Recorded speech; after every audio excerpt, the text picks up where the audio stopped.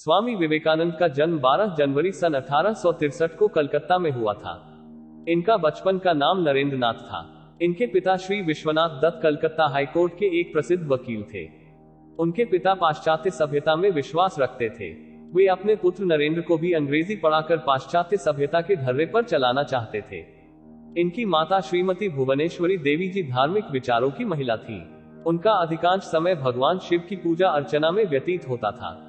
नरेंद्र की बुद्धि बचपन से बड़ी तीव्र थी और परमात्मा को पाने की लालसा भी प्रबल थी। इस हेतु वे पहले ब्रह्म समाज में गए, किंतु वहां उनके चित्त को संतोष नहीं हुआ। वे वेदांत और योग को पश्चिम संस्कृति में प्रचलित करने के लिए महत्वपूर्ण योगदान देना चाहते थे।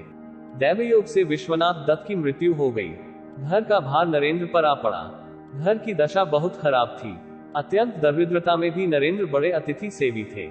स्वयं भूखे रहकर अतिथि को भोजन कराते, स्वयं बाहर वर्षा में रात भर भीगते ठिठुरते पड़े रहते और अतिथि को अपने बिस्तर पर सुला देते।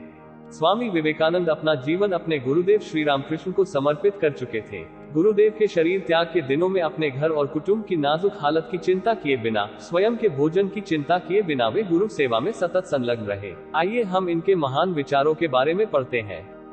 अपने जीवन में एक लक्ष्य निर्धारित करो और अपने पूरे शरीर को उस एक लक्ष्य से भर दो।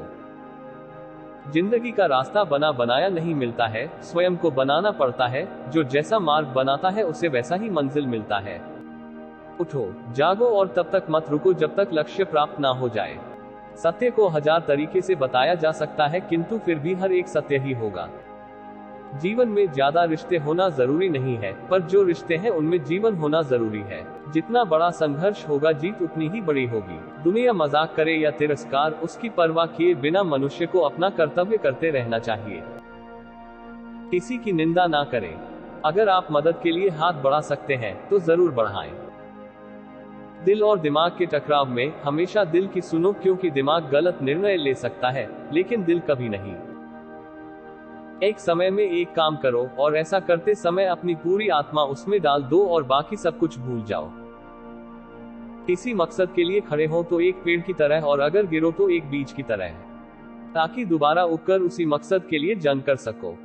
स्वामी विवेकानंद कहा करते थे, जब तक मैं जीवित हूँ तब तक मैं सीखता रहूंगा। मध्य युग में चोर डाकू अधिक थे, अब छल कपट करने वाले अधिक है। कामयाबी हाथों की लकीरों में नहीं बल्कि माथे के पसीने में होता है।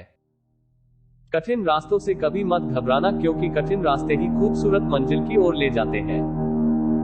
एक मरी हुई मछली हमेशा धारा के साथ बहती है, लेकिन एक जिंदा मछली धारा के विपरीत तैरती है।